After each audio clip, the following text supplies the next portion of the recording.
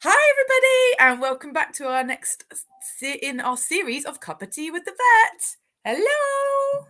Hi! Oh, Where's your the mic on? There you go. We have got Rita Alitalo joining us today, and you're going to notice an accent. She's Australian, and she's super fun. So I'm looking forward to this chat. So, Rita, can you introduce yourself? Hi, everyone. I'm Rita. As Donna said, I'm from Down Under. I graduated in 1996 from Perth, Murdoch University in Western Australia. And I stayed in Oz for a few years, and then I came over to Old Blighty and started locuming. And I've been back and forth from the UK back to Australia a few times now. And now I'm here permanently. I've got 4 children here. My partner's here. We live in Buckinghamshire, and we're settled.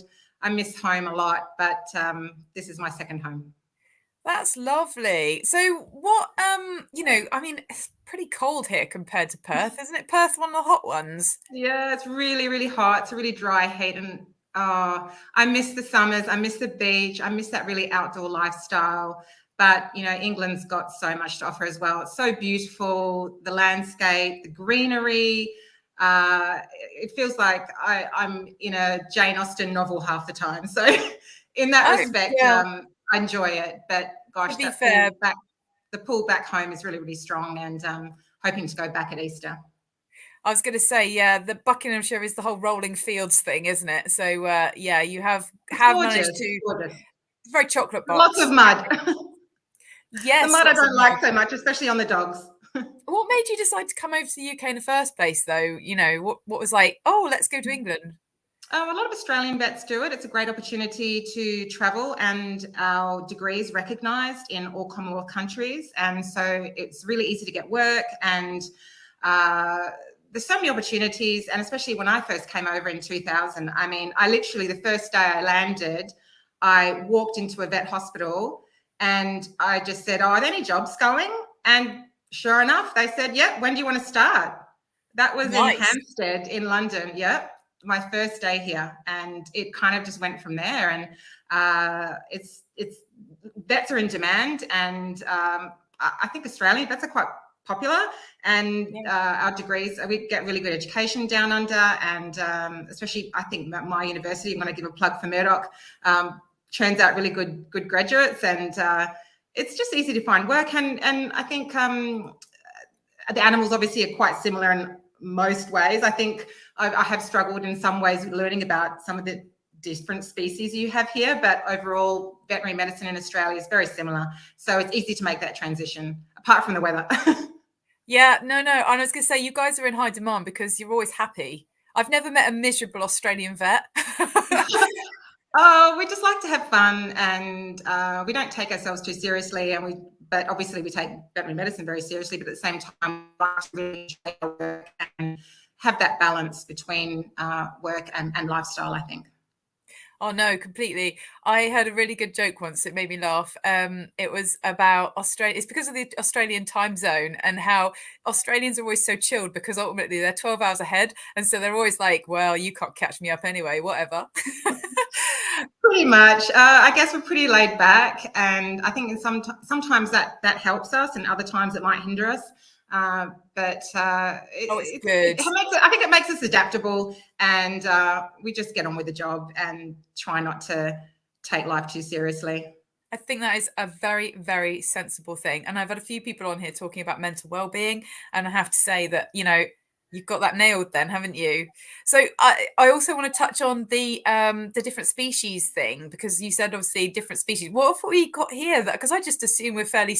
You just assume what you've got's normal. I guess you just think a kangaroo's normal, don't you? Well, exactly. Yeah, we'd get, when you're on call, you get calls for injured roos on the road when they get hit by cars, which is really common, and wildlife's being brought all the time. But the wildlife here is quite different, but also your domestic pets, I realised, are quite different. And I had no clue. I was completely naive when I moved over here for the first time. And I remember in my first job at that practice in London, they sent me on a house call. And I remember the nurse saying to me, are you okay with chinchillas? And I just went, well, yeah, I just assumed, yeah, fluffy white cats. I'm pretty good with that. bless you. Was There were that no really cats. the first time you'd seen a chinchilla? Yeah, I had no idea what it was. I'd never seen one in my life. And That's so funny. I just assumed that those, because it's an imported pet for us too. Do you know what I mean? It's not like it's native here. native, So I exactly. just would have assumed that No, they don't those exist in things. Australia. Hamsters, gerbils, no, they're just not there. So it was Oh wow. baptism of fire in some ways, and I had to learn really, really quickly and hit the ground running in that respect, and do then a lot of research because I just wasn't prepared. But I mean, that case luckily worked out really well, because it turns out the lady wanted me mostly there to have a cup of tea and a piece of cake. I think she was just a little bit lonely, bless her, but she'd converted her whole loft or attic into a chinchilla sanctuary, and it wasn't just one. There was literally like about 20 or 30 of them, so it was quite overwhelming for me. But I learnt, to get on board with your exotic species. That was definitely thrown in the deep end. Yeah. Wow. But the bless of the nurse, when she told me, I think she just assumed that I knew. But yeah, I mean, that was my fault. I just didn't know. No, I do now. that's completely understandable. The thing is, when you haven't travelled and worked somewhere else, you don't think like I'm wowing at it now, because you just assume that, I don't know, that everywhere has those same domestic pets, like the wildlife. Totally understand that's completely off the wall. Yeah. And I would assume there was some differences in diseases contracted and stuff, but I wouldn't, like, I don't know, I just thought everybody had hamsters. It just No, I mean, I guess they just get eaten by the wildlife in Australia. But I think Australia is very strict with quarantine and disease control, and maybe it's for that reason we just don't have them. But no, it's no bad thing. It's no bad thing at all. I mean, I think it's quite healthy at the end of the day. I don't think it's necessarily, right that every child has a hamster, but that's just how we end up here. So it seems to be a child's first pet over here. Absolutely. And I learned about hamsters and gerbils as well after getting bitten by so many of them. Everyone's like, "Oh, they're so friendly, they're so cute."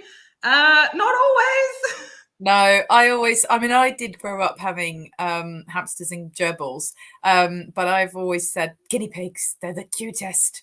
So I do really like guinea pigs. I don't have any, but I do really like guinea pigs. They're definitely very compliant little pets. Oh, they're gorgeous little things. I mean, that's one of the first animals that because when I was in nursery school, or kindergarten we call it in Australia, our kindy had a whole hutch full of guinea pigs, and you got to take them home.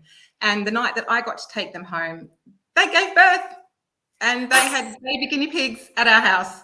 And I was probably only 4 or 5, and then we used to be able to bring in our pets to kindergarten and show them. We'd have pet days, and we had a sheep running around our kindergarten. It was very relaxed and open and outside and with nature. And that really cemented my decision to become a vet, even from that age. And I remember telling my kindy teacher when I was 4 or 5 that I was going to be a vet, and here I am. Still a vet 25 years later. That's really lovely. And I've now got images in my head of you just thinking that's what happens to guinea pigs every night, that they like pop little babies out like gremlins. Well, they do breed, pretty crazily, but they do. But I mean, what were the chances of that? The night you take the guinea pig home, a load more come out, and you go back to school. Yeah, I was so proud to take them in, but then they had no idea that the guinea pig was even pregnant. So exactly. It was like a shock. They must have been like, everyone. This child is all of a sudden making our guinea pig multiply. What? Or they might have thought you were trying to palm the school off with a whole load of babies that you didn't want. But no, I didn't get to keep any of them, but I did have loads of other pets at home. So I was lucky. My parents indulged me and let me pursue my pet passion from a very young age. In Australia, a lot of people live in a quarter acre blocks. So you've got lots of space. And so I had dogs and cats and rabbits and birds. And we used to go horse riding, and my parents used to really encourage me to pursue my love for animals, which I'm really grateful for. That's really lovely. That's really lovely. So I was going to ask, what do you like to do in your spare time? Obviously, with 4 kids, I don't suppose you have a lot. Not a lot of spare time, but I just really like walking out in nature. My parents are from Finland, and when they moved to Australia, they really loved the bush and the outdoor lifestyle, always in nature. So I grew up in nature from a very young age, always walking in the bush, and I do that over here now, just walking in the forest, the woods. I love that with the dogs and the kids. So I'm always out with the dogs, and it's a good opportunity to get the kids out as well. So we're always outside, even in the rubbish weather. You just have to, for the dog's sake, but also for your own mental health and just getting out. I really think that's really important for children to be physically active. So we're always out and about. We do a lot of baking together. I got a Peloton bike not that long ago, and I love going on the bike.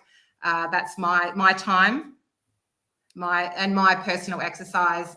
And just music. I love 70s and 80s music. I love dancing.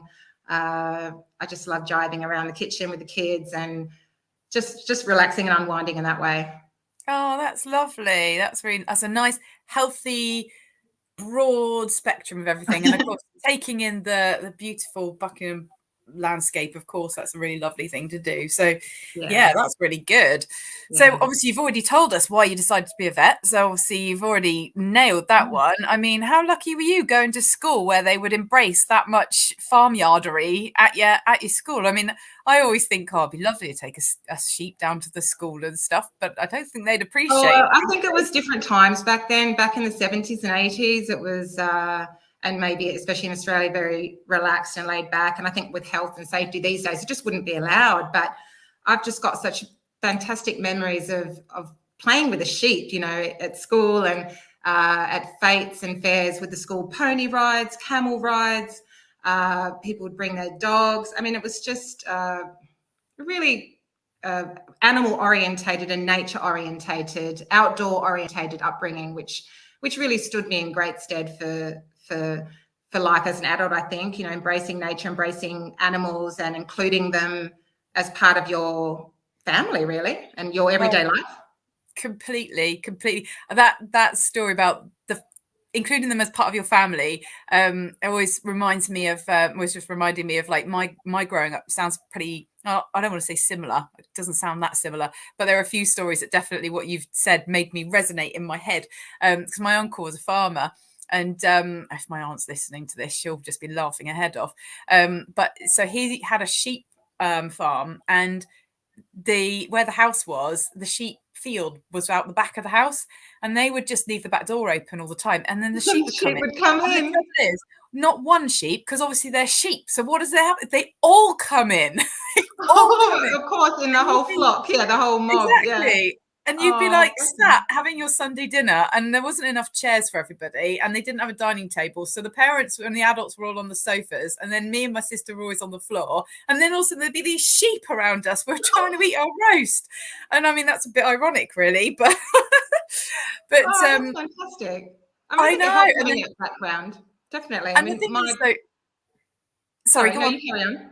I was just going to say my maternal grandparents were farmers, and I think that with my mother anyway, enabled her to really have a natural affinity with animals, and it was just part of everyday life. So it was natural for us to have animals always around. And I think if you've grown up with animals, it just becomes natural and normal. It's abnormal not to have animals around. Completely. I completely agree. I'm going to say my other sheep story from that, because it's just, honestly, my head's just gone ding, ding, ding, remembering all these memories. And the other sheep story, which I will never forget, because there's photos of this, and my uncle and aunt take great pleasure in laughing about them immensely, because he was a proper old school gruff. Imagine a proper West Country farmer, you know, really like, you're going to do stuff as I say so. Plain Terrier style. Proper like that, really and truly. And he sent me out. I was probably about 8, maybe 10 at best. So tiny, with this big sack of sheep nuts. I had to go and feed them. Now the sack's about as high as me. That's they're big sacks, and it's not full. And but how else did he carry that? Yeah, it wasn't completely full, but he knew this was hilarious. He's setting me up for a fall. He thought this was hilarious. I didn't know he thought this was hilarious. I thought this was totally serious. He sent me out into the field, and I had to go and fill up the troughs. And he said, whatever you do, don't let them put their heads in the bag. Don't let them put their heads in the bag. Like that. They were going to put their he heads knew in the bag. What was going to go on. No, you would have been overwhelmed with 50 heads trying to get into a bag. That's exactly what happened. They were all putting their heads in. I was trying to pour it where it needed to go. They had their heads in the sack. And there's photos of me just getting lower and lower and lower. And last time, all you can see is this red back of my tracksuit hiding in amongst all the sheep as this big flock around me. And he's literally wetting himself laughing. And, you know, so yeah, I have such fond memories of what you're saying with family and, you know, sheep and growing up in that way. And it just becomes part of your life, your family and your love. And definitely was part of his practical jokes. So, yeah. Oh, well, that's family bonding, isn't it? Oh, at its very best. Yeah, for sure. I mean, I'm never going to live that down ever, but I don't want to either because it's always quite funny. So, yeah, great memories, great memories. So, what's your favourite part of being a vet? I think it's just establishing a bond between yourself and the owner, and then obviously the pet and the animal. So there's three or four people involved, and it's trying to get that communication and that openness and that trust, because I think that's really, really important. And then figuring out problem solving, the satisfaction of working out what's wrong, because they can't talk, they can't tell us, and working with the owner, because they're the link between the animal and us as vets. And if we can't communicate with the owner, it makes it so much harder. And because obviously these bless them, these poor animals can't tell us what's wrong, so we need to work so closely with them. And I think that really creates a closeness and a connection. And I love animals, but I also really like people. So for me, that's been a highlight, because there was a time in my veterinary career where I thought I would change to human medicine, because I love medicine, I love science, and I love people. But I think with veterinary medicine, you've got that connection with the animals and the people, and that's the ultimate, really. So I stuck with veterinary medicine. Well done. So when were you planning on the human medicine side? Was that when it was at school and you were making decisions, or is that No. It was later on. It was before we moved over here again for whatever time that extra time it was. We've moved back and forth a few times, but this was going to be a permanent move. But before we made that decision to move back permanently here, I had looked into it, and I'd applied to medical school and done the appropriate test to get in, and then we ended up moving here. So that never happened, but it's one of those things I always wonder what if, but I'm glad I'm still a vet. Yeah, I think those what ifs, they creep in, don't they? But you know, it's okay to explore it as long as you don't regret it. It was just an idea, and I was just exactly exploring that option, and whether it was actually going to happen or not, I don't know. And I guess I'll never know now, because I think I'm getting a bit too old to go back to med school, but especially with 4 children and living in a different country. But no, it was interesting to look into it anyway. For sure. So you're a British citizen now. Is that how it works when you say you're permanent, or do you mean you're just not moving back yet? I've got settled status. I mean, okay.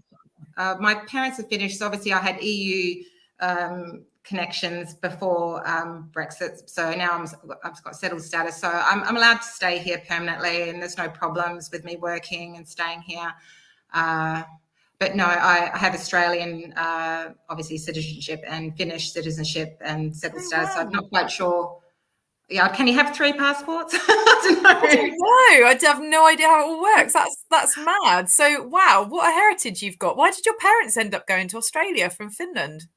I guess they just saw it as an adventure, and they were economic migrants. So they were actually paid to go out, can you believe, in the 60s. Oh, wow. Now it's so difficult to get in Australia, but they were on a program where if they stayed for 2 years, they didn't have to pay that money back which they were given to move out to Australia. So my dad was an engineer, my mum was a nurse, a phlebotomist. So they came out thinking, they'll just stay for 2 years and travel around Australia and work, and they're still there. Wow. Yeah. That's and I'm over here now. Yeah, it's a long way from home, and I really miss them terribly. It's really difficult, especially because their only grandchildren are here, but we're hoping to go home at Easter time to see them finally, because the borders have opened up in Western Australia, so I can go home finally and see them. That must be You must have family all over the place then, because they obviously must have left family in the Finland as well. And so they've Yes, been through all yes, this. all their families in Finland and Sweden, and my sister lives here as well. So Oh, wow. yeah, my sister's in London. She's a lawyer, and she's been here even longer than me. So both my parents' offspring, their children are here, and they're there, and it's it's ironic in a way because they moved the other side of the world to explore and create new opportunities, and now me and my sister have done that. But it's hard. Yeah. Yeah. There's something in your genes. I think so. And I think Australians in general just really love traveling and exploring because we're so isolated in Australia. We're so far away. And when you do get the opportunity to travel, it opens up so much of the world for obvious reasons. But because in Australia, it's such a huge country, but it feels like it's so separate from the rest of the world in so many ways. So once you do start traveling and you open yourself up and you see, wow, there's so much more out there. And Australia has so much to offer and I miss it so much. Yeah. But there's lots going on everywhere in the world, and it's exciting to be part of it and have those chances. It's interesting to hear you say that you felt isolated in Australia because, like you say, I mean, it's such a massive country. You can't really even get your head around it. I mean, I don't even know how many Englands can fit in that country, but far too many. I know, it's vast. It's a huge land and amazing land. But I love it. It'll always be home for me, and I love it more than anything. But there's still, other places to see, and it just broadens your horizons and makes you appreciate so much more as well. And I think I appreciate home even more now that I've been away from it. Do you think your parents might move here? I don't think so. They're so settled now, and it'll be a big thing for them to move. They're elderly, and everything they know is there now. And it's a bit strange because they see themselves as Australians, but also Finns, but still don't feel completely part of either country. It's really strange. But now I find myself in that situation. So I'm Australian and I'll always be Australian, but now I live here and I feel torn between the two countries, if you see what I mean. So it's strange how I've ended up in the same situation now as my parents. Yeah, no, one of my friends came over here from Greece, and then she lived here for longer than she lived in Greece. And then now she's gone back to Greece. And it's so, you're having those conversations are so interesting, and I can see the conflict hugely. Yeah, it's definitely conflict. Yeah, a lot of emotional ties and pulls, and there's obviously economic reasons, and also you've got to think about when you're with a relationship, your partner. And now my children are settled in school here, and after a huge period of adjustment, because obviously the oldest ones had to settle into new schools, and the little ones have only known this place. They were very, very small when we moved. So yeah, and as a mother, we always put other people's needs first, and also economically, you need to look at monetary reasons as well as to where you're going to stay and where you're going to work. For my partner, his work, it's better for him to be here. Yeah, no, that's cool. And I can work in lots of places, so I'm lucky. Not everyone can do that. No. It's that's really fascinating. So what pets have you got? We have 2 dogs. We have a golden retriever called Ricky, bless her. She's geriatric now, absolutely gorgeous old golden girl. She's 13. And we have Fuzzy, who's a cockapoo. He was given to me, it was a rescue, like multi-poo rescue, but I think he's more cockapoo. And he's 10. And we have 2 cats, Ozzy and Sydney. And my daughter would love a pony, but no, I'm not going down that road because I wouldn't. It's enough with 4 pets, 4 kids, and horses seem to be. I don't do equine medicine. I mean, obviously, I learned about horses at university, but I never practiced it. Equine medicine, and I feel like I've forgotten everything. And my daughter does riding lessons, and that's enough. I see how expensive it is doing that. I can't afford a pony. No, exactly. They are. Yes, they are. You just look after the pony, and it sounds like you've got a ridiculously busy household anyway. So, yes, you definitely sound like you don't need a horse to add to that. I mean, honestly, all the horse owners I know, they always have to be up at the crack of sparrows. I know, and in this weather, it's too cold. I'm not getting up at 5 o'clock in the morning to muck out in the freezing cold and the rain and the slop. Until Exactly. she's old enough to do that herself, then she can do it. But I know I'll be doing Exactly. it. I'll be the one doing it. Exactly. I worked in a racing yard for a bit, and that was bad enough. And at least I could hand it back when I wasn't in. I was like, Exactly. And yeah, all my nurse friends who have got horses and ponies, they are always getting into strife and injuring themselves and doing daft things. And like, I don't need that. I love horses. I love ponies. I love watching my daughter ride. And I used to do the same thing as a child, but no, I have my limits. that's fair enough. So back on your veterinary, what of veterinary still grosses you out? What really turns your stomach? I've got a really strong stomach. Nothing really phases me with smells or sights, but I have a bit of an embarrassing thing to admit that I've got a bird phobia. Nice. I don't like touching birds now. But the thing is, I used to breed birds when I was a child. So I'm not quite sure what's happened, but I'm quite scared of birds now. Like if they come flying at me, or I got bitten really badly by a massive African grey parrot, and They're quite bad. yeah, it got me right in that meaty part of the hand, and it didn't let go. And the owner was just laughing and laughing, and I was in agony. And the bird was looking at me, and I could tell the bird was laughing at me as well.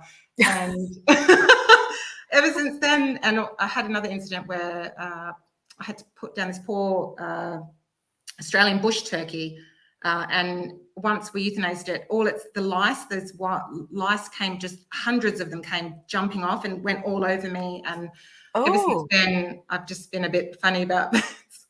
Well, I'm not going to lie, that sounds absolutely awful. I think that would freak me out as well. Really? Yeah. That's horrible.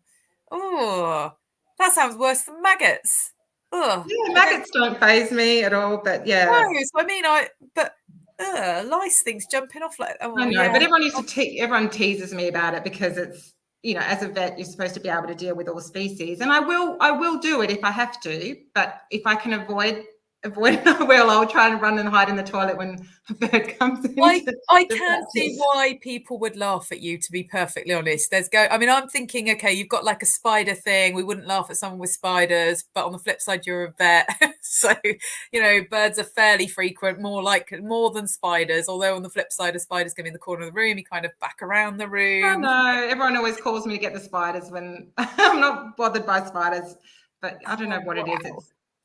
I probably should learn to deal with it, but avoidance is the key at the moment. I like looking at them from a distance. I just don't like touching them. To be honest, that's why I'm always glad I asked the question, because how unexpected was that as a reply? So yeah, hard as nails, but don't give me a fluffy bird. That's pretty shocking. So if money and time was no object, what would your dream achievement be? Oh, well, I guess I probably would have liked to have seen how a career in medicine would have gone, I suppose. But I would have always wanted to be a famous equestrian, like a cross-country rider, that kind of thing. Even though I was never a great horse rider, and I was never even that confident around horses, I just always fantasized about that. How funny. So now I'm living my life through my daughter when she has her riding lessons. Oh, I see. Right.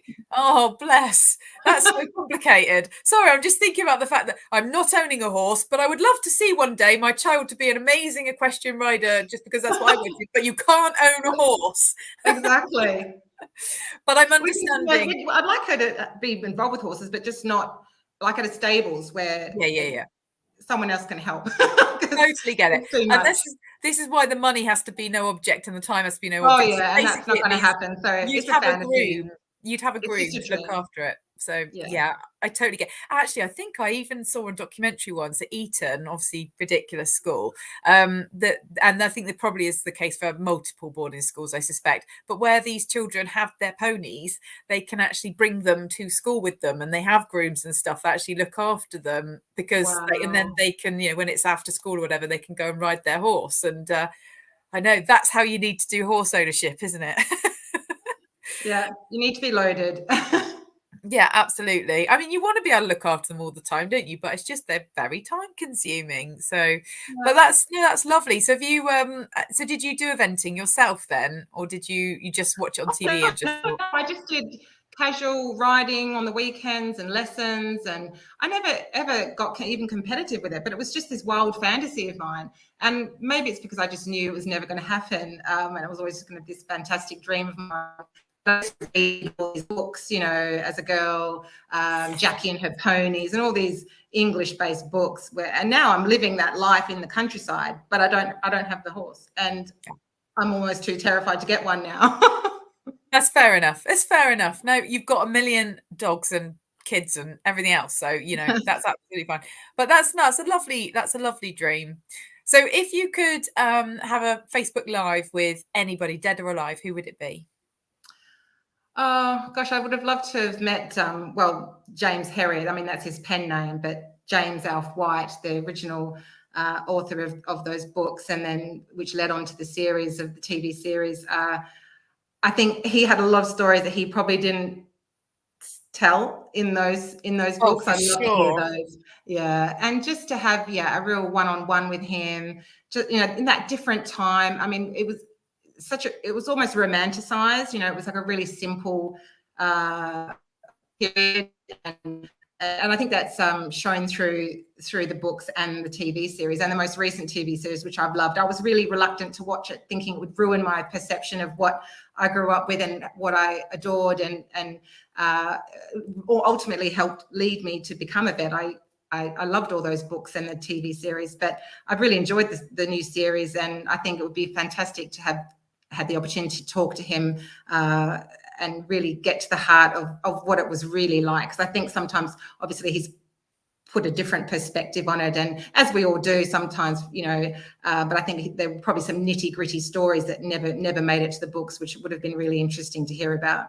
I'm sure. I must admit, like you, I didn't ever watch the second series, but I mean, he inspired a whole generation of veterinary people, didn't he? And there's no Yeah, two ways about it. And, I romanticized, yes, sort of, but veterinary was more simple back then. It totally was. Like, there's no two ways about it. It was very different to what it is now. absolutely, So, Donna. I mean, you just they didn't have the choices like oh, we do now. I mean, there's just so much choice. Sometimes, and sometimes it makes it more complicated for in sure. some ways. So I think they had it really tough in a lot of ways, but in some ways it was probably easier, and the expectations were less, and Yeah, for the sure. pressure maybe was less as well. Yeah. And he would have been literally the only vet in the village by a long way. So for miles and miles around. So very respected and very loved individual. So but yeah, and I think from the books it was always very sought after man romantically.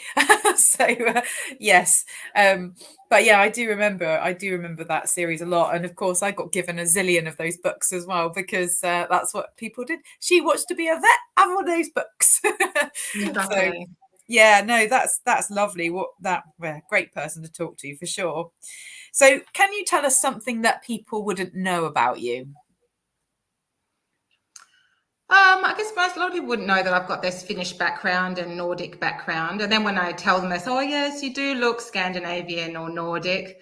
Uh, so that's probably the one. And then I can speak Finnish as well.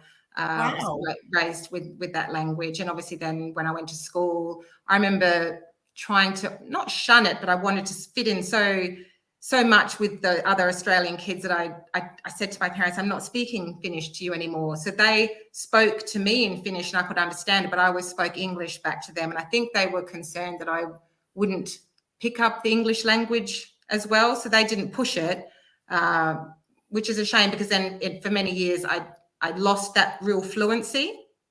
And then I've managed to pick up on a lot by going to a Finnish school and obviously visiting family in Finland and being immersed in it.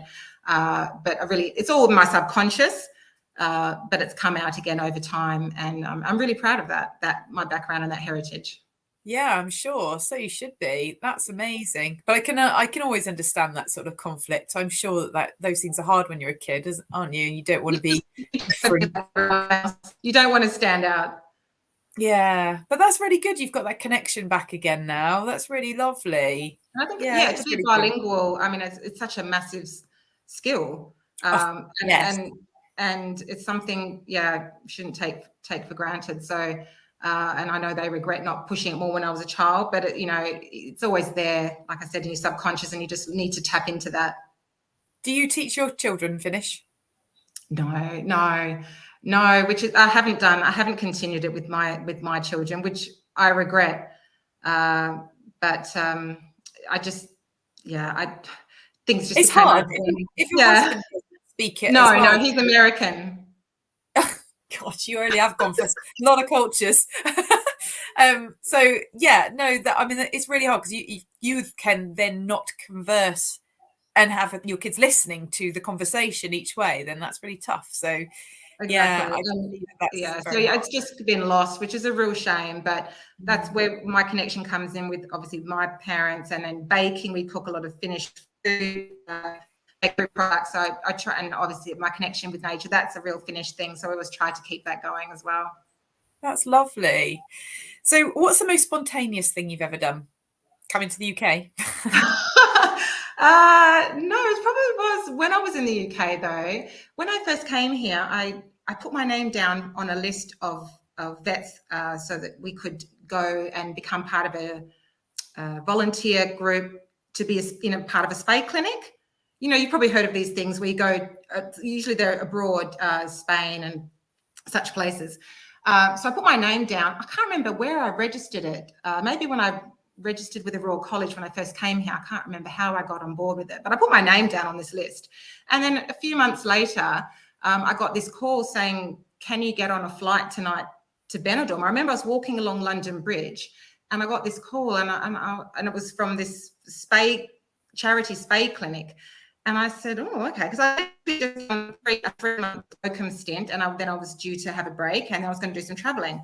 And I thought, well, okay, great, perfect opportunity. I'll just go to Benidorm and do this. And off I went that night on this flight, and I met the most amazing group of people, and we sterilized cats in someone's apartment in Benidorm on the beach for 3 days in a row, and then flew home again. And we used to go after our hospital surgeries. We'd go to the beach and we'd go out for dinner, and then we'd go and catch more stray cats to sterilize. They're all stray cats. Yeah. To sterilize again. But it was all set up by a veterinary charity, but it was all done in someone's apartment randomly. But anyway, that's how it was back in 2000.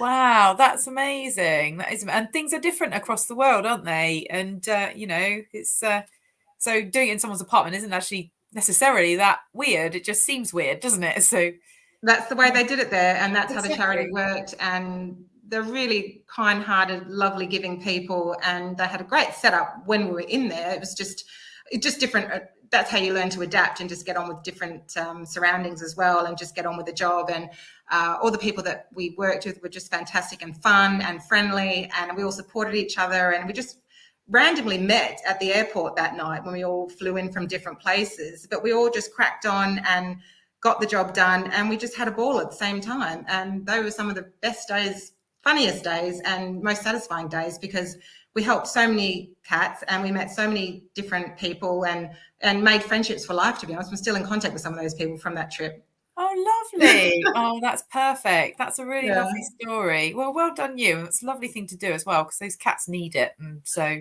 around the world, so many animals in need, and this charity, they were British based, but and raised all their funds in the UK, and then went across there and helped all the cats over there, which is a fantastic service. For sure. So tell us a bit more about First Vet. So you're now working for First Vet now, which is telemedicine. Yes. That's right. So it's a really novel concept, but it's actually really effective. I think with COVID, it's really opened up different avenues and platforms for medicine, not only with people, because obviously GPs and hospitals are using this service too, but with veterinary medicine, and because so many vets were under pressure, couldn't keep up with demand, and there was such a huge increase in pet ownership, and not enough vets and vet nurses to supply that demand. So telemedicine has really opened up doors in that respect. And a lot of people were struggling to get into their vets, couldn't get appointments in the time frame that they wanted. So telemedicine has really enabled the veterinary profession to reach out to more people and to offer support in another way. And it actually is really effective. I mean, at first I think people might be a bit skeptical about it, but we can see the animal and we can talk directly to the client or the owner. And it basically is a triage service. So we can determine what definitely needs to go to the vet and what can wait, for instance, say for the next day. So I do a lot of night shifts. So it enables us to determine what really needs to go in now and what can be sat on for a few hours until their vet opens again. Yeah, that's a very, very good and useful service. I mean, I know when I used to work at as an emergency nurse myself, the number of calls you would get it's actually quite hard because you're trying to deal with your patients whilst taking a call, and actually you're thinking, about 5 minutes ago I already decided you're actually okay, but I can't get that across to you and I really need to deal with my patients. And it's really hard. You're trying to sort of do everything like this, so yeah, it takes away that problem for sure, because you can now concentrate entirely 100% and just listen to that client, which is really nice because that's what you need to do. Exactly. Yeah. That's right, Donna. So I think it's taking the pressure off general practices, because a lot of them are getting swamped and they just couldn't cope. So it takes the pressure off them and it gives owners an outlet because they're worried and stressed about their pets. Exactly. And they need, exactly. So they want to reach out to somebody and they just want to know if things are going to be okay. And that's where we can come in and just give them that reassurance, or obviously that everything is going to be okay until you can get in to see your vet. Or if it's something really dire and in a serious condition, then yes, you need to go now. And then we get in contact with their vet or out of hours provider, and we then communicate with them and just make that connection a bit less stressful for everyone involved. So it's just a nice transition. That's nice. Yeah, I was going to say that's really nice. So if they've spoken to you and then you say, no, you do need to go to vets now or whatever, then you make that call for them so they can just get in the car and bust a move straight to where they need to go.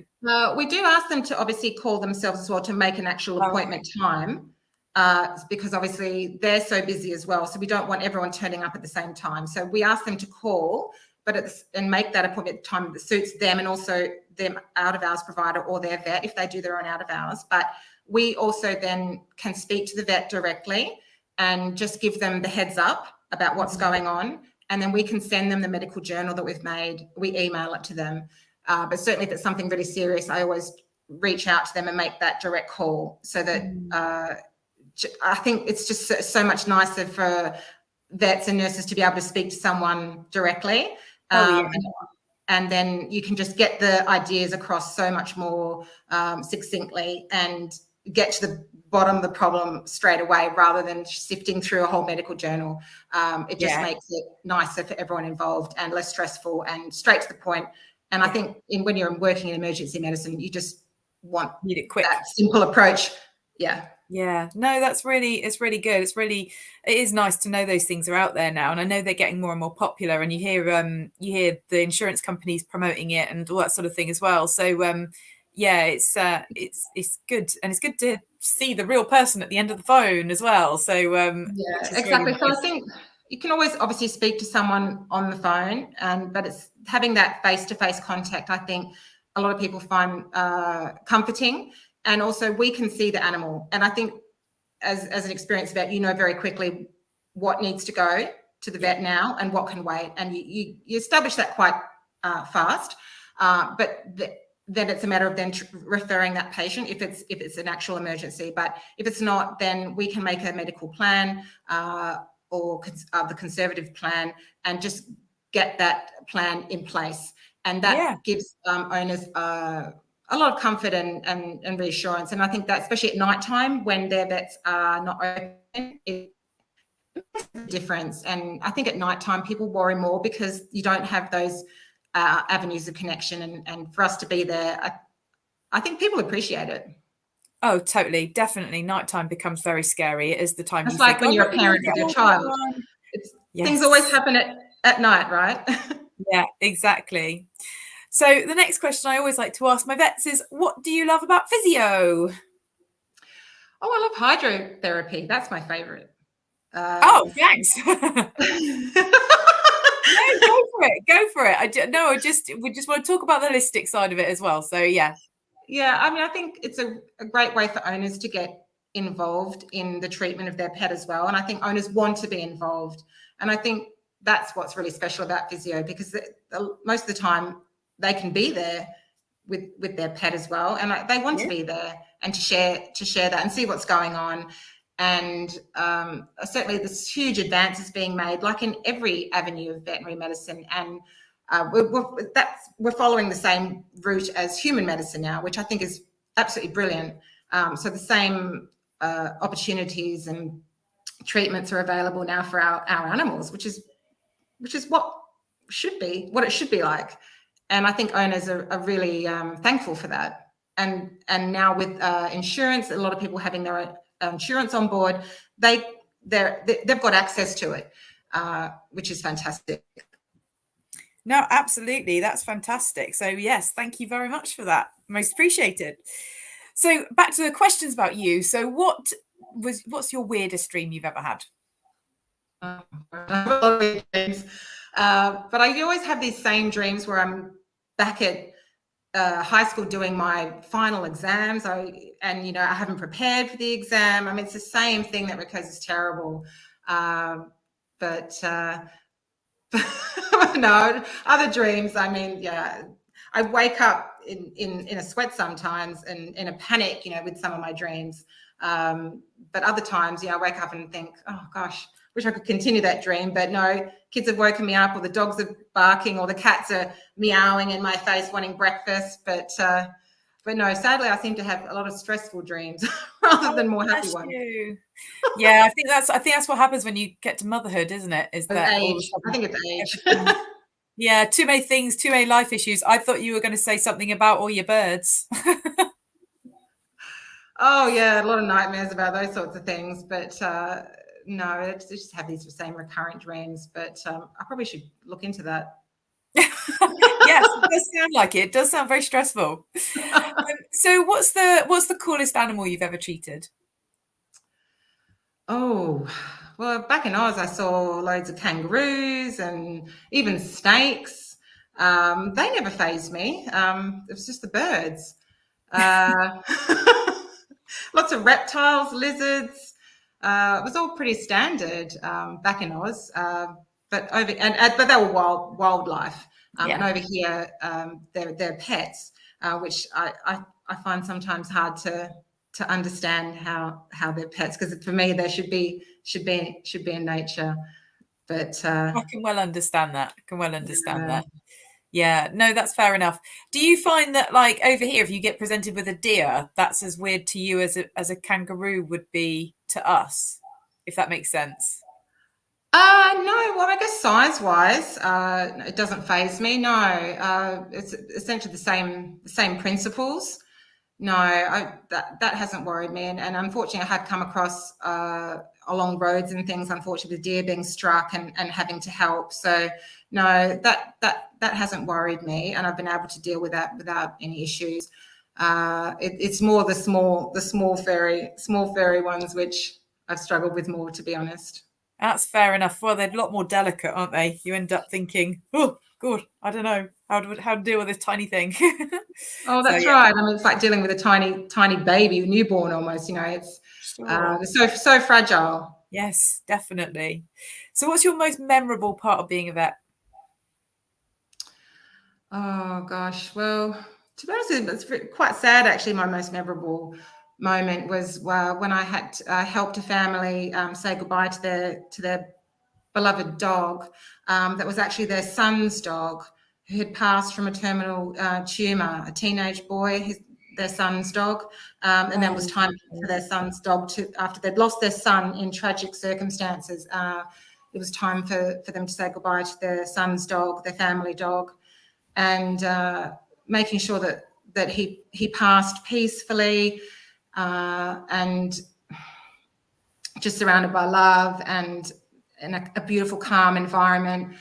And luckily, he went peacefully. But that moment where the parents, they shook my hands and they looked me in the eye and thanked me, and they were so grateful for what I'd done for them when they had been through so much pain, and to see them lose another part of their son, really, when they said goodbye to that beautiful dog.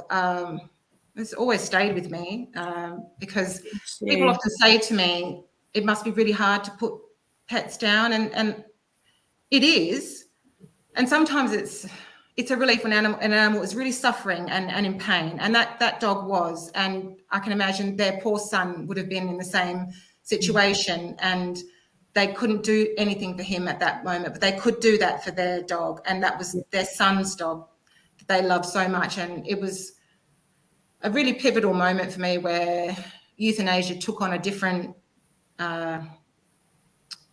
it just changed me in terms of how I viewed euthanasia, and enabled me to think that it was a gift almost that we can give people and their families when they're at a really difficult time in their life, and they're reaching out to us for help, and we can help them in a way that's obviously going to cause a lot of distress and pain, but we can do it in a kind and calm and almost beautiful way. It's an honor. It was an honor for me that day. Yeah.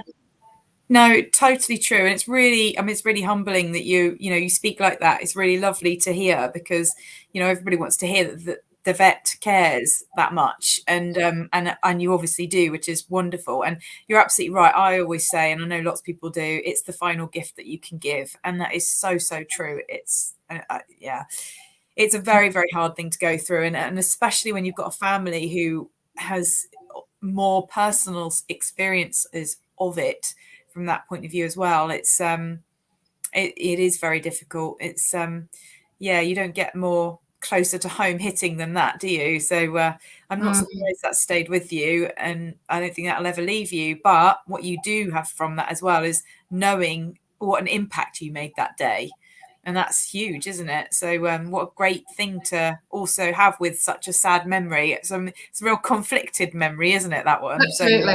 It really difficult, one of the most difficult days of my life as a vet, but one of the most memorable in different ways. But well done. Really struck me in so many ways. But just the way that they both shook my hand at the end of that and looked me in the eye, and I get chills. Just I can feel it still. And that was many, many years ago. I feel proud. I felt proud to be a vet that day. Good. You did an amazing thing. So well done, and you should feel proud. Well done. Thank you. So in terms of these proud moments, I also would like you to tell everybody, what is your top tip for dealing with pain?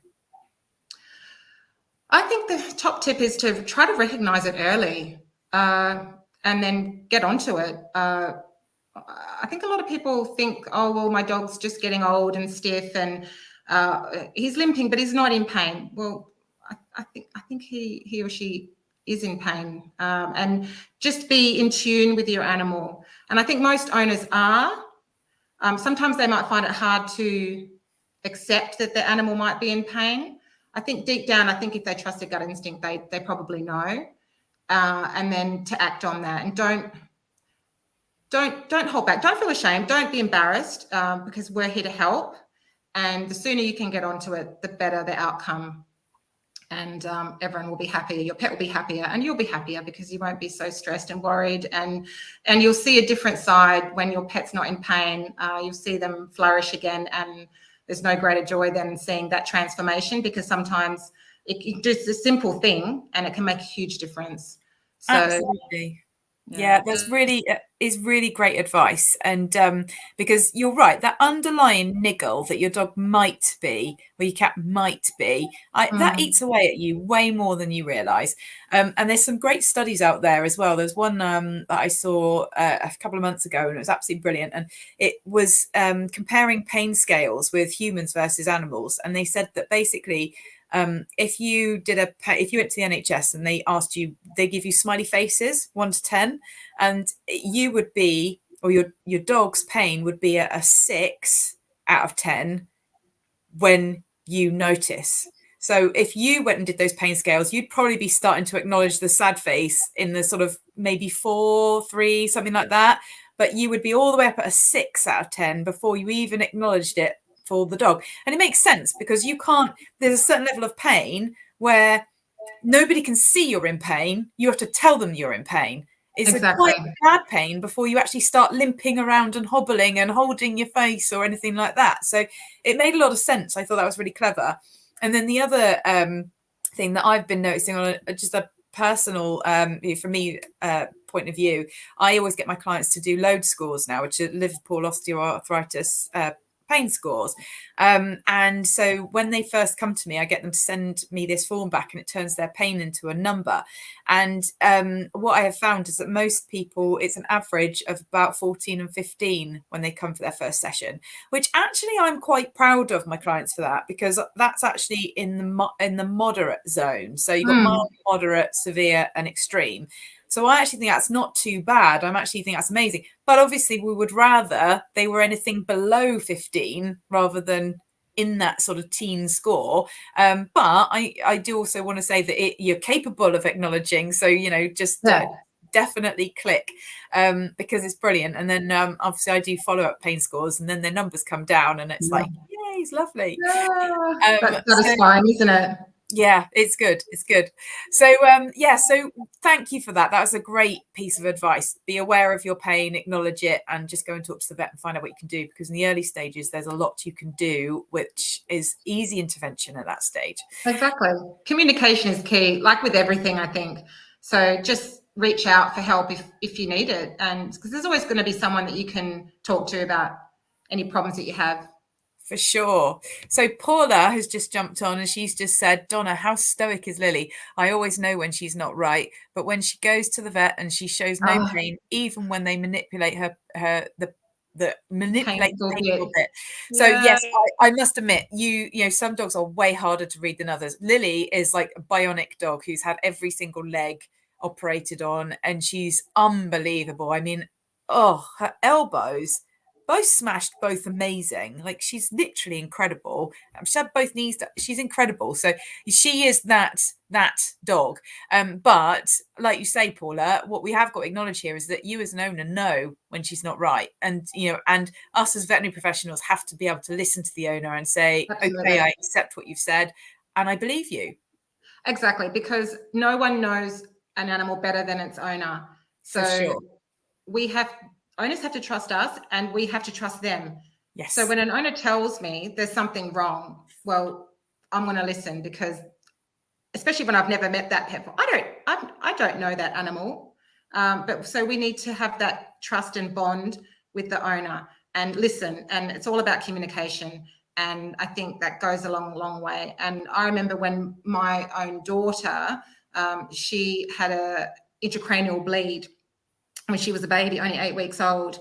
She had multiple MRIs, CT scans, everything. And then for her follow-up, I remember going to the neurospecialist, the neurosurgeon, and he said, are you worried? And I said, I was. And he said, well, you know what? I trust you as a mother. You know that baby. You know your child. So we'll do some further tests. And I'll never forget that moment. And it made me reinforce my own beliefs in veterinary medicine, because I trust my owners. And it was really refreshing to hear that from a doctor, to say, I believe you. I don't think you're going crazy. I don't think you're a nutter. I believe what you're saying. And for him to say that was, life-changing for me. And it really reinforced that what I was doing with my own patients and my own clients was right. Yeah, no, completely. And this is also going to back you up completely. It took 3 months to convince the vet when Lily broke her elbow, and I had to go to another vet, and it was so stressful.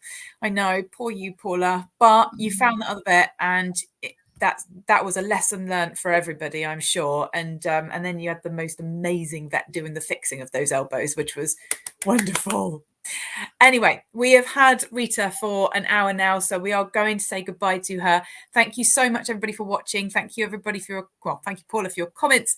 And I will see you again in a couple of weeks for our next cup of tea with the vet. Thank you. Take care. Bye-bye. Thanks, Donna.